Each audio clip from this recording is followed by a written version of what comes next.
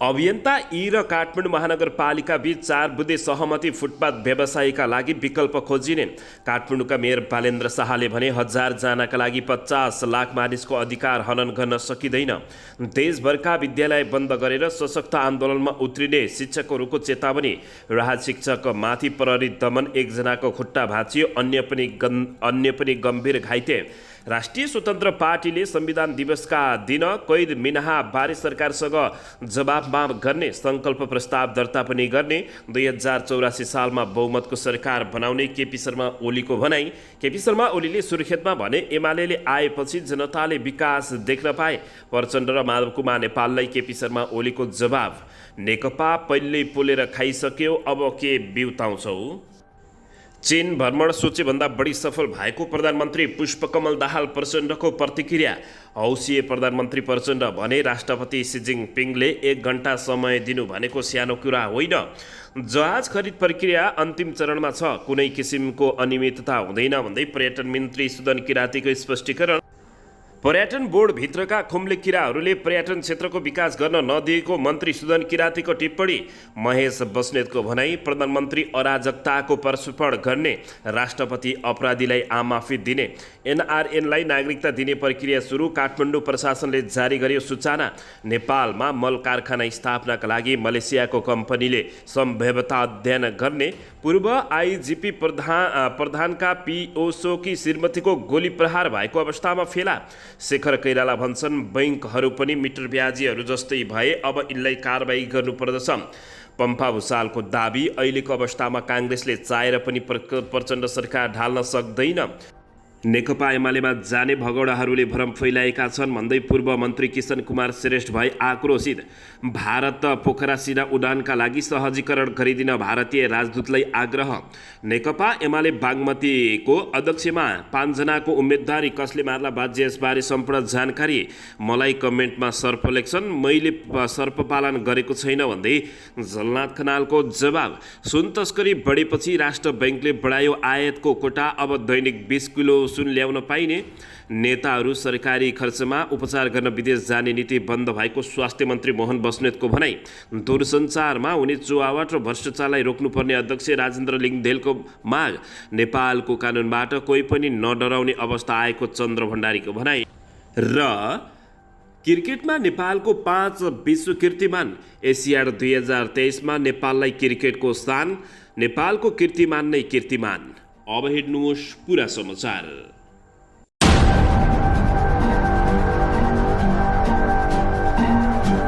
दर्शकबिन नमस्कार, तपाईहरू यति बेला युवा नेपाली युट्युब च्यानल हेर्दै हुनुहुन्छ। दर्शकबिन यदि हाम्रो च्यानल युवा नेपालीसँग अझै पनि सब्सक्राइब गरेर जोडिनु भएको छैन भने सब्सक्राइब गरी जोडिनुहोला, साथमा सँगै रहेको बेल आइकनलाई दबाउन पनि नभुल्नुहोला। दर्शक महानुभावहरू, तपाईँहरूले हामीलाई कहाँदेखि हेर्दै हुनुहुन्छ, कस्तो अवस्थामा हेर्दै हुनुहुन्छ, देशदेखि हेर्दै हुनुहुन्छ या विदेशदेखि हेर्दै हुनुहुन्छ। दर्शकबिन यदि तपाईँहरूले हामीलाई रेगुलर हेर्नुहुन्छ भने रेगुलर र पहिलोपटक हेर्दै हुनुहुन्छ भने पहिलोपटक भनी कमेन्ट बक्समा गई कमेन्ट गरी हाम्रो मेहनतको लागि एउटा सानो लाइक गर्न पनि नभुल्नुहोला। दर्शकबिन, फुटपाथ व्यवसायीहरूलाई विकल्पसहित व्यवस्थापन गर्नुपर्ने मागसहित 179 घण्टा उभिएर प्रदर्शन गरेका अभियन्ता यी र काठमाडौँ महानगरपालिका बीच 9औं दिनमा सहमति जुटेको छ। बुधबार अपराह्न यी र काठमाडौँ महानगरका प्रतिनिधि बीच भएको वार्तापछि 4 बुँदे सहमति भएको छ। सहमति अनुसार फुटपाथ सार्वजनिक स्थलमा व्यापार गरेका व्यवसायीहरूलाई विकल्प दिन महानगरपालिकाले 1 हप्ताभित्र पहल गर्ने बताइएको छ। फुटपाथ र सार्वजनिक स्थलमा व्यापार गर्ने क्रममा जफत गरिएका सामान महानगरपालिकाको स्टोरमा भएसम्म एकिङ गरेर सम्बन्धित धनीहरूलाई फिर्ता गर्ने सहमति भएको छ। अनौपचारिक क्षेत्र मार्फत हुने व्यापार व्यवसायहरूलाई व्यवस्थित गर्ने, व्यापार गर्ने स्थल समय, व्यापार गर्ने आवश्यक मानिने व्यक्तिहरू एकिङ गर्ने र स्थल उपलब्ध गराउने विधि, प्रक्रिया र कानुनी व्यवस्थाको प्रावधान गर्नुपर्ने विषयमा ठोस सुझाव दिने गरी अध्ययन समिति बनाउने बताइएको छ। समितिमा महानगरपालिकाले तोकेका 3 जना अभियन्ता एका तर्फबाट 2 जना प्रतिनिधि, भौतिक पूर्वाधार तथा यातायात मन्त्रालय, शहरी विकास मन्त्रालय र ट्राफिक प्रहरीबाट एक जना प्रतिनिधि रहेको भनिएको छ। यसैबीच काठमाडौँ महानगरपालिकाका मेयर बालेन्द्र शाह बालेनले बुधबार अपराह्न मात्रै 7 बुँदे स्ट्याटस लेख्दै यीले उठाएका माग पूरा गर्ने अधिकार आफूसँग नभएको जिकिर गरेका थिए, तर राति महानगरका प्रतिनिधि यी बीच सहमति जुटेको छ।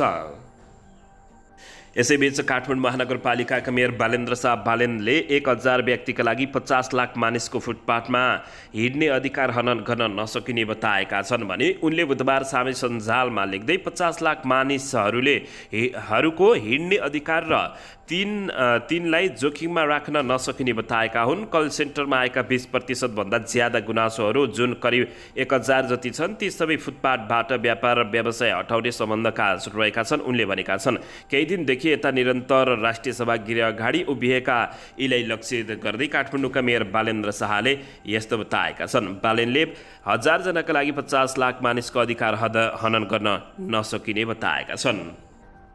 दर्शकबिन यसैबीच यता राहत शिक्षकमाथि प्रहरीले दमन गरेको छ। एकजनाको खुट्टा भाँचिएको छ, अन्य पनि धेरै घाइते भएका छन्। एक सातादेखि सङ्घीय राजधानी काठमाडौँमा आन्दोलनरत राहत शिक्षकहरूमाथि बुधबार प्रहरीले हस्तक्षेप गरेको छ। लगातारको प्रदर्शनका कारण राजधानीको ट्राफिक व्यवस्थापन अस्तव्यस्त भएपछि प्रहरीले हस्तक्षेप गर्दा भएको झडपमा दर्जनौं शिक्षकहरू घाइते भएका छन्। घाइतेमध्ये धेरैको अवस्था सामान्य भए तापनि एकजना शिक्षिकाको खुट्टा भाँचिएको अवस्था रहेको छ। राहत शिक्षक केन्द्रीय समितिका वरिष्ठ सहअध्यक्ष नवीन सिंह धामीका अनुसार बुधबार भएको आन्दोलनका क्रममा प्रहरीले बल प्रयोग गर्दा वर्षाकी शिक्षिका रञ्जिता कुमारी खत्रीको खुट्टो भाँचिएको छ। खुट्टो भाँचिएपछि अहिले उनको वीर अस्पताल ट्रामा सेन्टरमा उपचार भइरहेको धामीले बताएका छन्। उनको खुट्टा भाँचिएपछि अहिले राहत शिक्षकहरूले सहयोग सङ्कलन थालेको बुझिएको छ।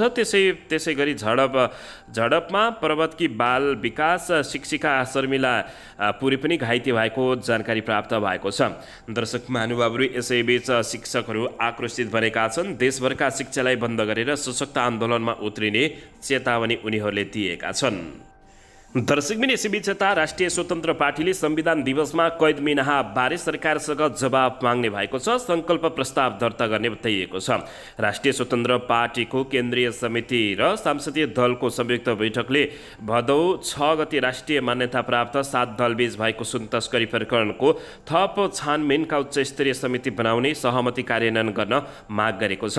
बुधबार पार्टी केन्द्रीय कार्यालय बालाजुमा बसेको बैठकले सरकारले निर्धारित मितिमा समिति गठन गरेर सहमति उल्लङ्घन गरेको आरोप लगाउँदै भदौ 6 गतेको सहमति अनुसार अगाडि बढ्न दलहरूलाई आग्रह गर्दै उच्च स्तरीय समिति तत्काल गठन गरी कार्यादेश तोक्न सरकारसँग माग गरेको छ। बैठकका निर्णय सुनाउँदै पार्टीका महामन्त्री मुकुल ढकालले बैठकले चिकित्सकहरूको आन्दोलनलाई विद्यमान कानुन अन्तर्गत नै समस्या समाधानको पहल गर्नु दुवै पक्षलाई आग्रह गरेको बताइएको छ।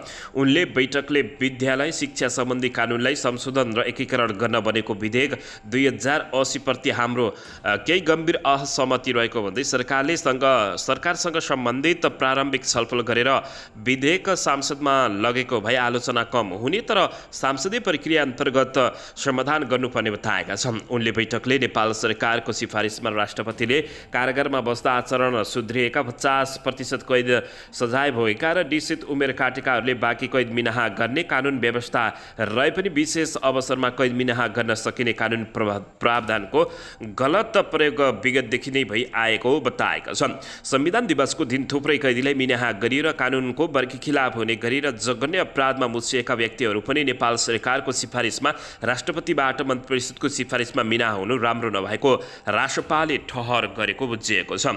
यसैबीच रासपाले संविधान दिवसमा कैद मिनाहाबारे सरकारसँग जवाब माग्ने र संकल्प प्रस्ताव समेत दर्ता गर्ने बताएको छ। दर्शकबिन यसैबीच यता नेकपा एमालेका अध्यक्ष केपी शर्मा ओलीले मिसन 2084 सुरु भएको र नेकपा एमालेलाई पहिलो शक्ति बनाएर एकल बहुमतको सरकारको नेतृत्व दावी गर्ने बताएका छन्। बुधबार एमाले कर्णालीको प्रथम अधिवेशन उद्घाटन गर्दै अध्यक्ष केपी शर्मा ओलीले पार्टीलाई बलियो राष्ट्रिय शक्ति बनाएर 2084 को निर्वाचनमा सत्ता गठबन्धनलाई धोबीले लुगा धोगे झैँ धोइदिने दावी गरेका छन्।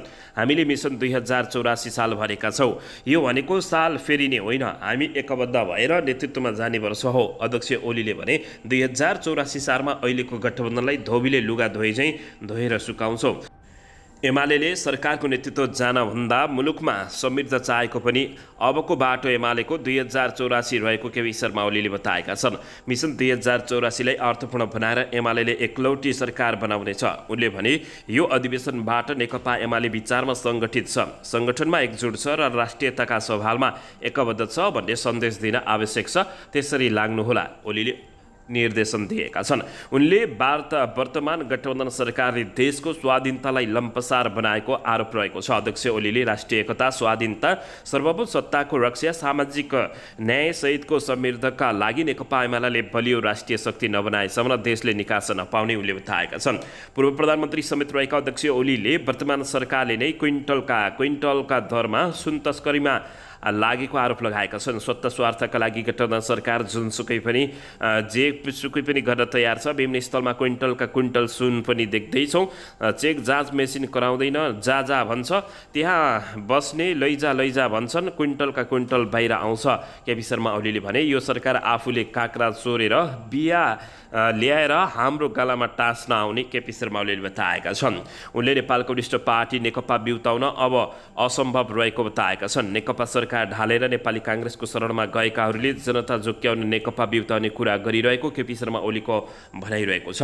नेकपा सरकार ढालेर काङ्ग्रेसको शरणमा गएकाहरूले जनतालाई झुक्काउने, नेकपा बिउताउने भन्दै कुरा गरिरहेको देखेको छु। ओलीले भने त्यो असम्भव छ, सम्भव छैन। ओलीले भने कोही कम्युनिस्ट हुँ भन्नेहरूमा नेकपा एमालेमा आउनुहोस् उनले आह्वान गरेका छन्। अधिवेशनको उद्घाटन सत्रमा बोल्दै उनले यस्तो बताएका हुन्। सुर्खेतमा एमाले अध्यक्ष ओलीले एमाले आएपछि जनताले बल्ल विकास देख्न पाएको, मैले जतिको विकास कसैले पनि नगरेको उनले बताएका छन्। प्रचण्ड र माधव कुमार नेपाललाई जवाब दिँदै नेकपा एमालेका अध्यक्ष ओलीले उहिल्यै पोलेर नेकपा खाइसक्यो, अब के बिउताउँछौ भनेर निकै तुच्छ भाषामा उनले गाली गरेको अवस्था रहेको छ।